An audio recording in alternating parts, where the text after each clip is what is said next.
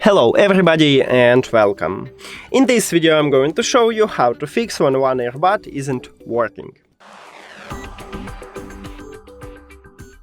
You have to start by put your earbuds to the charging case, and after that close the case. Now your earbuds will disconnect it from your phone, so then just open it and it will reconnect to your phone, but sometimes you don't want to reconnect automatically, so if you haven't connection, just click on it, and here we go.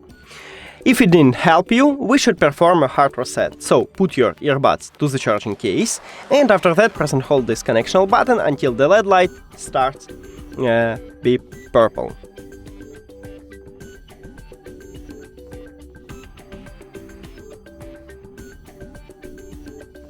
Here we go, we have a purple, so firstly we need to remove these earbuds from the phone, so click the information icon or settings icon, forget this device, forget device. Also, don't forget to click pair new device on your Android, and after a hard reset, these earbuds enter to operating mode automatically, so just click on it at the device list. And that's it! Thank you for watching this video. If you found it helpful, please consider subscribing to the channel and leave the like on the video. See you later!